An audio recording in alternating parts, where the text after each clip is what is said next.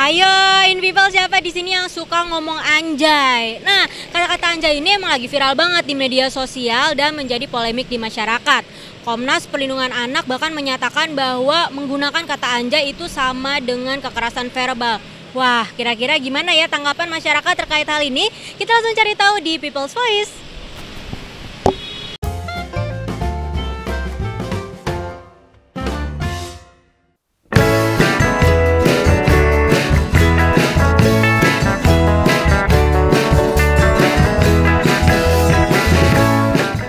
Komnas Perlindungan Anak mengeluarkan seruan kepada masyarakat untuk menghentikan penggunaan kata anjay. Ketua Umum Komnas PA, Aris Merdeka Sirait menjelaskan, ada istilah anjay yang dapat diartikan dengan sebutan dari salah satu binatang, sehingga kata anjay dianggap bermakna merendahkan martabat seseorang. Mbak Amanda, gimana nih pendapatnya tentang Komnas Perlindungan Anak yang mempermasalahkan kata anjay? Menurut saya, kan masih banyak ya kalau misalnya untuk kata-kata kasar itu. Kalau dia untuk cuma melarang kata-kata anjay aja, itu menurut saya kurang efektif sih. Karena selain kata itu masih banyak di luar sana yang lebih kasar daripada itu. Kalau menurut saya sih itu terlalu berlebihan sih. Sebenarnya permasalahan itu nggak perlu dipermasalahin sampai ke besar banget, sampai ke bawah ke Komnas Anak juga gitu kan. Karena kata anjay itu kan bisa dilihat dari kondisi sama situasinya ya. Bagaimana pengucapannya, nggak selalu itu artinya kasar gitu. Itu bisa bersifat kekaguman atau sifat-sifat yang baiknya juga ada lah gitu kan. Mungkin itu hanya bahasa gaul aja. Menurut saya ya, mungkin itu kurang bagus lah untuk didengar sama anak-anak yang mungkin di bawah umur. Kita mungkin kalau ngomong kayak gitu ya sepantasnya dengan mungkin usia kita tapi usahakan kalau di depan anak-anak jangan terlalu ngomong kayak gitu. Sih agak lebay ya, maksudnya selama itu bukan bullying, anjay sih biasa aja menurut aku gitu.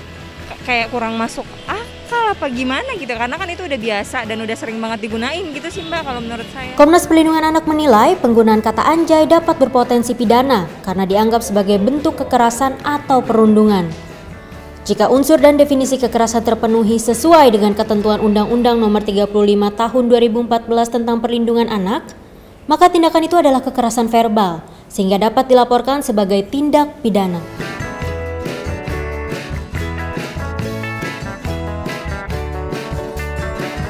Menurut Mbak sendiri gimana nih kalau penggunaan kata anjay dibawa ke ranah hukum?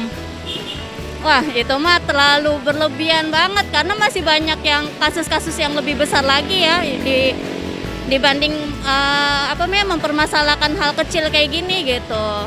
Ya kalau menurut saya ya harus dipertimbangkan terlebih dulu lah. Istilahnya baik buruknya seperti apa, negatifnya bagaimana. Intinya itu antara baik sama buruknya dipertimbangkan dulu gitu aja sih. Menurut saya sih kurang masuk akal sih ya, karena itu tadi alasan saya sekarang yang diomongin sama orang-orang juga banyak yang lebih kasar kata-katanya. Iya sih, mending Komnas Anak ngurusin hal yang lebih penting aja gitu. Masih banyak anak-anak yang mungkin mendapat perlakuan tidak layak oleh orang tua kandungnya sendiri gitu. Itu nggak setuju ya, karena kan kita kadang mungkin sifatnya bercanda seperti itu ya Mbak ya. Kalau menurut saya sih nggak setuju kalau salah kayak gitu aja ke ranah hukum Mbak. Undang-Undang Nomor 35 Tahun 2014 menyebutkan pelaku pelanggaran kekerasan kepada anak dapat dijerat dengan hukuman pidana paling lama 3 tahun 6 bulan.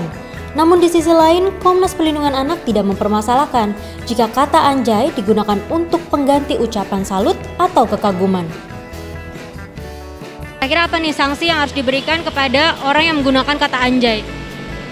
Anjay sih menurut aku selama ini nggak perlu dikasih sanksi sosial karena itu konteksnya lebih kayak bercanda antara teman dengan teman gitu. Menurut saya mungkin orang-orang introspeksi diri masing-masing aja kalau untuk mengatakan kata-kata yang masih kurang baik di tempat yang jangan di tempat umum gitu. Saya sih itu nggak perlu ada sanksi lah, itu maksudnya itu hak mereka untuk bersuara, untuk mempunyai kata-kata itu tergantung dengan situasi sama kondisinya aja sih. Nggak semuanya selalu bersifat kasar, karena banyak kata-kata yang lebih kasar daripada kata-kata anjay itu.